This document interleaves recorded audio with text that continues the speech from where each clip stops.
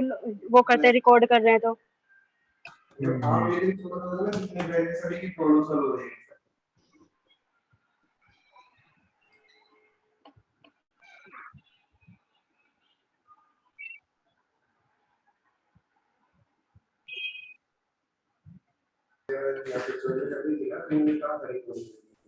हाँ, ये राजा नाम से रिकॉर्ड कर रहा है कोई बंदा, उसी से कांटेक्ट करके उसी से लेनी पड़ेंगी। मैं करवा दूंगा। ठीक है सर। सर आप मुझे बता देना कि आप कैसे भेजते थे ना पहले ग्रुप में हमें, क्योंकि मैं ग्रुप में भेजता तो सर मुश्किल से लास्ट में 8 मिनट की जाती है।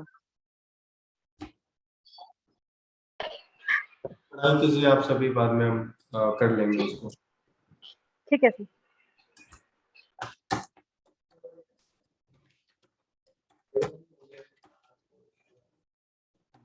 मेरे पास कुछ नहीं है तो मैं रिकॉर्ड करता ही। फ्राइडे को किया था, शायद होगा, उसको देखना पड़ेगा।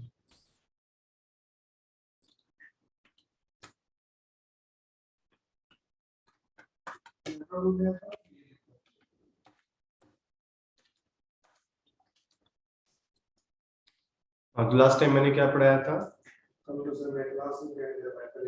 मैं लीनियर अलजेब्रा पढ़ा रहा था ना।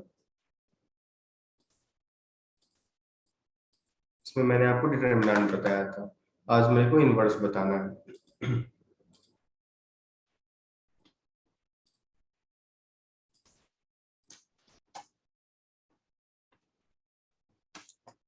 तो 3x3 का एक मैट्रिक्स जनरेट हो चुका है, यहाँ पे 10 कर दीजिए आप, 1 to 10।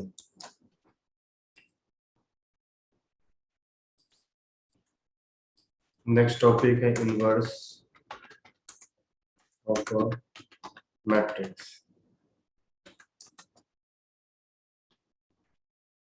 Recording in progress.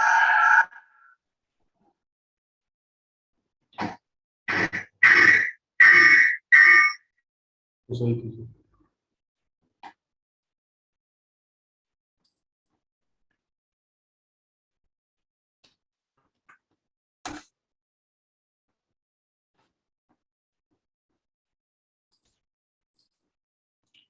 तो 59713529 है। ओके, सबसे पहले मैं चेक करना होगा कि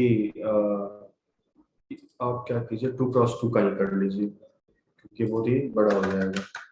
2x2 1255। सबसे पहले हम चेक करेंगे कि क्या डिटरमिनेंट की वैल्यू 0 तो नहीं आ रही है।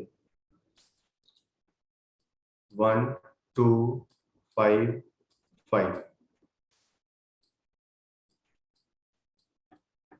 5 माइनस 10 कितना हो जाएगा? -5। तो 0 के बराबर नहीं है, सो दैट हम क्या फाइंड आउट कर सकते हैं? इनवर्स फाइंड आउट कर सकते हैं। तो इनवर्स फाइंड आउट करने के लिए सबसे पहले हमें कोफैक्टर मैट्रिक्स फाइंड आउट करना होता है। तो कोफैक्टर मैट्रिक्स कैसे फाइंड आउट करेंगे? 1 की कोफैक्टर क्या होगी? कोफैक्टर ऑफ 1 1 1 1 का मतलब ये पोजीशन होगा। इस 1 की कोफैक्टर क्या होगी? 5। ओके, ये प्लस माइनस माइनस और ये प्लस।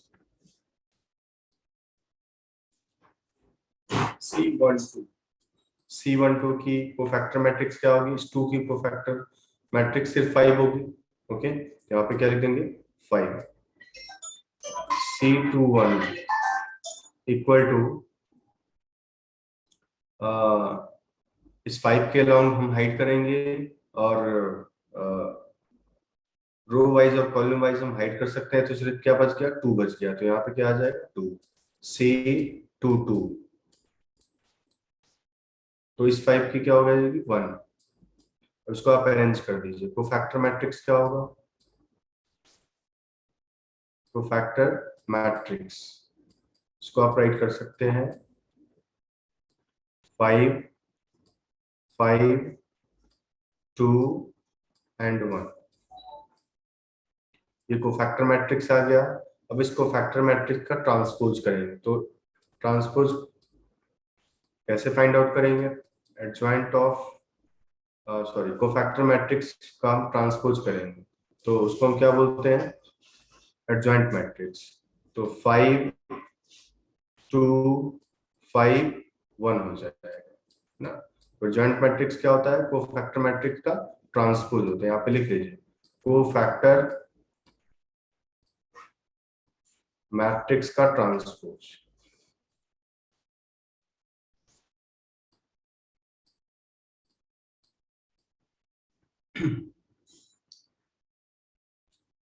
इनवर्स फाइंड आउट करना है तो इसकी फॉर्मूला होती है inverse equal to adjoint matrix, adjoint of A, या मैट्रिक्स का नाम मान लीजिए कि ए है, divided by determinant of A. तो कोफैक्टर मैट्रिक्स का ट्रांसपोज क्या आ गया है? 5 2 5 1। तो यहाँ पे आप लिखेंगे 5 2 5 1 डिवाइडेड बाय -5। ओके, अब हमें क्या करना पड़ेगा? इन सभी से 5 से डिवाइड करना पड़ेगा। तो ये क्या आ जाएगा? 5 बाई -5 -1 हो जाएगा, -2/5 फिर माइनस, अच्छा हमने यहाँ पे तो नेगेटिव पॉजिटिव लगाया ही नहीं। देखिए यहाँ पे क्या आएगा? नेगेटिव आएगा, क्योंकि यहाँ पे 2 के पास क्या था? माइनस था, और यहाँ पे भी नेगेटिव आएगा, यहाँ पे भी नेगेटिव आएगा। ठीक है, ओके। तो 5 -5 -2, तो ये क्या हो जाएगा? 5 -5 एंड -2 1, 5 -5 ये -2। तो इसे आप इरेज कीजिए।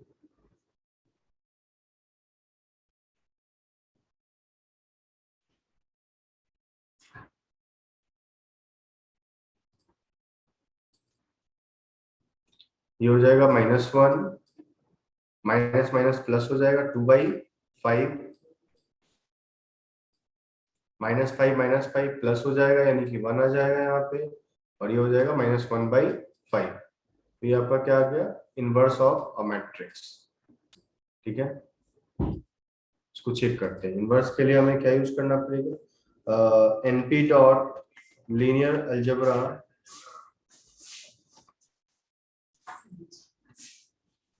Inverse array 1। आप देख सकते हैं यहाँ पे -1 0.4 1 और -0.2 आ गया है।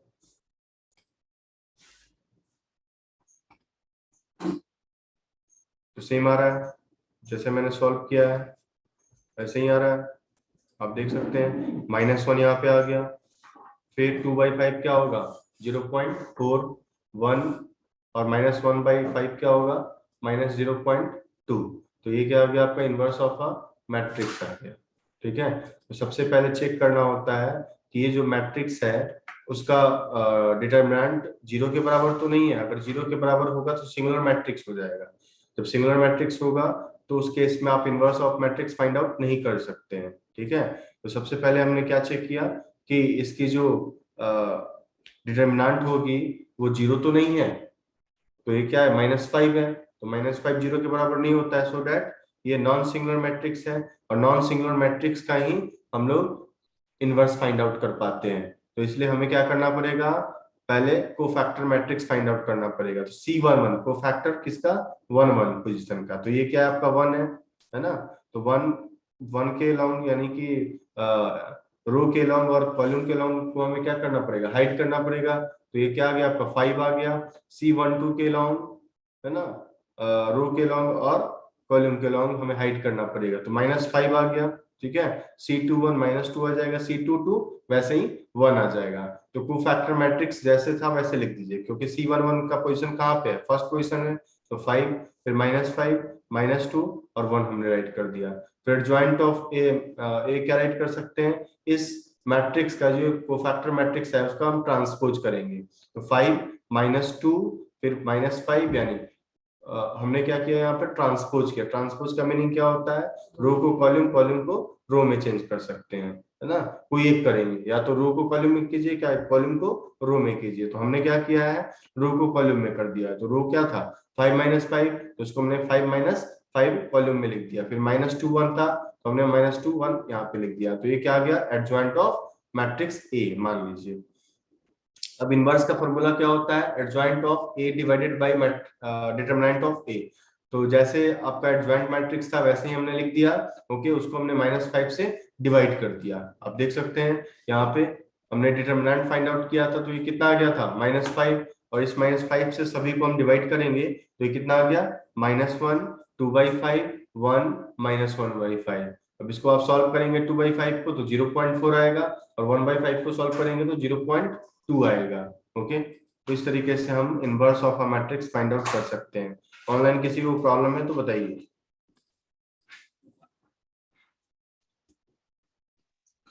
No sir.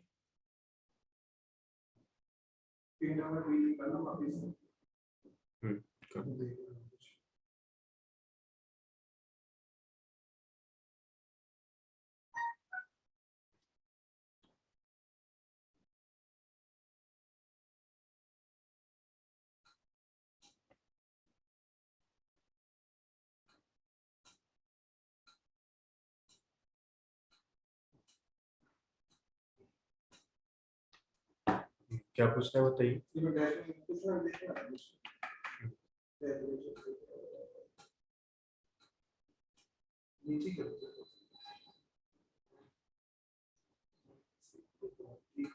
ठीक है, हमने 2x2 का निकाला क्यों, क्योंकि ये आसानी से सॉल्व हो गया, और 3x3 का करते तो थोड़ा सा प्रोसेस लंबा हो जाता। तो इसी तरीके से हम फाइंड आउट करेंगे। ओके, अब 3x3 का भी कर सकते हैं, इनवर्स निकाल सकते हैं। यहाँ पे आप 3x3 लिखिए, 3, इसका नाम array2 कर दीजिए आप, array2, और यहाँ पे भी क्या लिखेंगे, array2।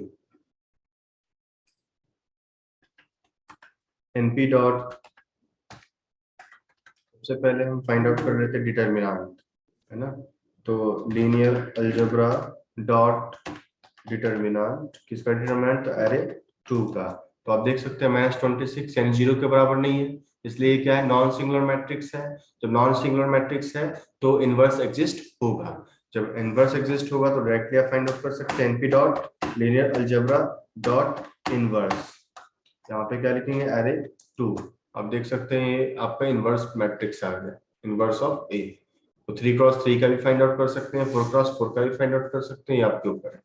समझ में आ गया। नेक्स्ट है आइगन वैल्यूज।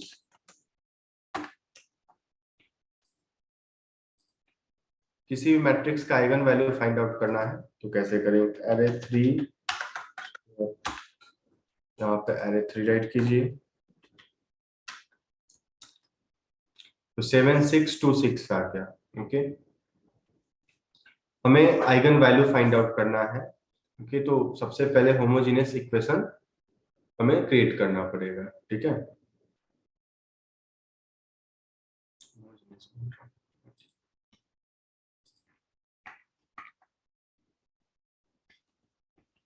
तो आपका जो डेटा है वो क्या है, 7 6 2 6, 7 6 2 एंड 6। मान लीजिए इसका नाम है ए, कैपिटल ए, और स्क्वायर मैट्रिक्स होना चाहिए। तो एक स्क्वायर मैट्रिक्स 2x2 का है। तो हमें क्या फाइंड आउट करना है, आइगन वैल्यूज फाइंड आउट करना है। सो दैट हमें एक इक्वेशन बनाना पड़ेगा, a minus lambda I.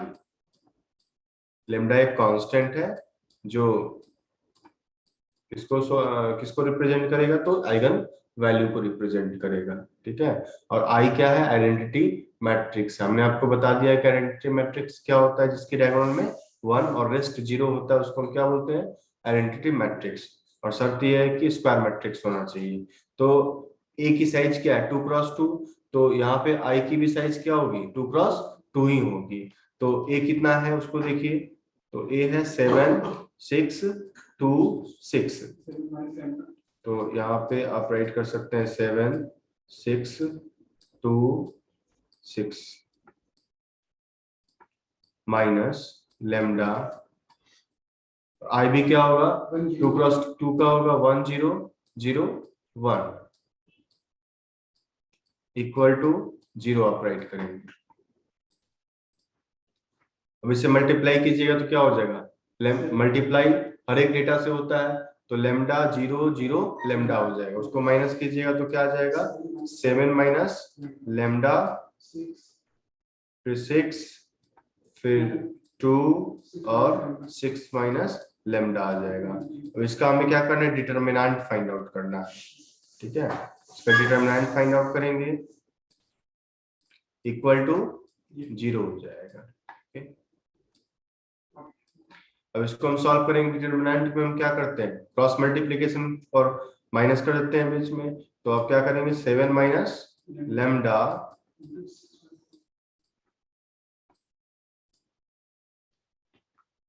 Into 6 minus lambda minus 6 into 2 कितना हो जाएगा 12 equal to 0।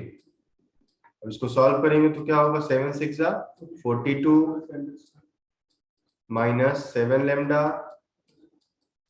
Minus 6 lambda plus lambda square minus 12 equal to 0, ठीक है। अब जो जिसकी डिग्री सबसे ज्यादा है उसको पहले लिखेंगे, लेमडा स्क्वायर पहले लिख दीजिए, और माइनस 7 लेमडा माइनस 6 लेमडा क्या हो जाएगा 13 लेमडा हो जाएगा।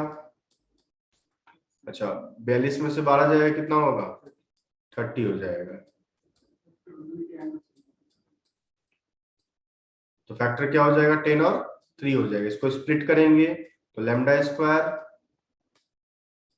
माइनस 10 लेमडा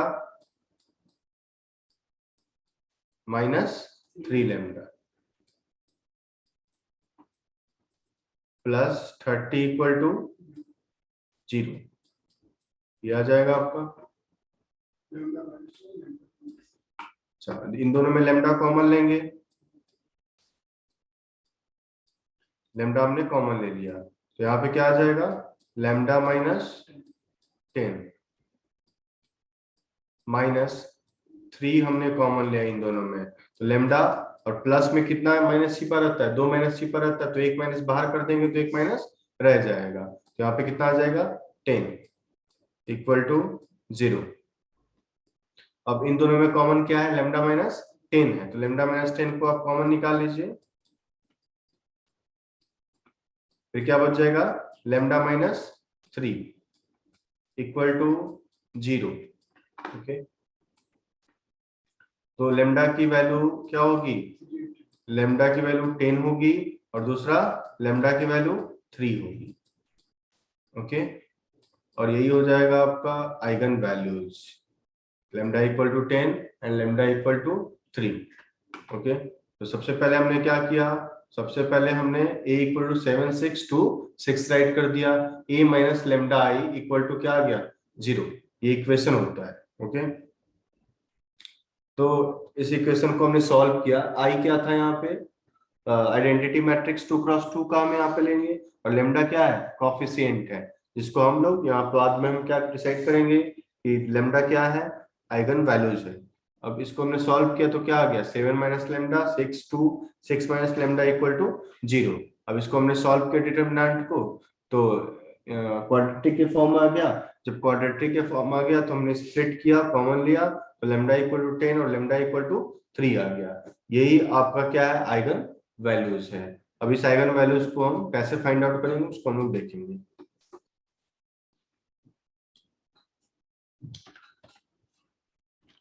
तो np dot linear algebra dot eigvals, यहाँ पे क्या होगा आइगन वैल्स, और यहाँ पे एरे 3 पास करेंगे,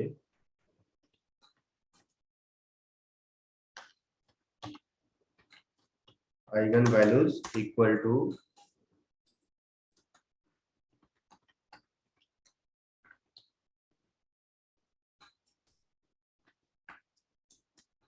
तो आप देख सकते हैं क्या आ गया, 10 और 3 आ गया।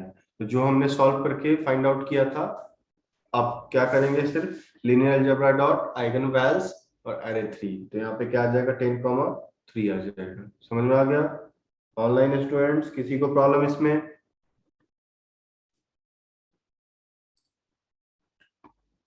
No, sir. ठीक।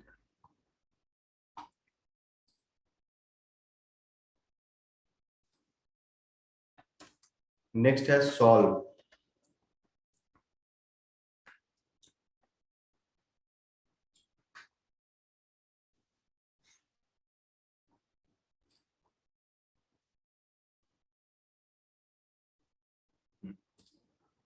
सॉल्व में हम लोग क्या करते हैं, देखिए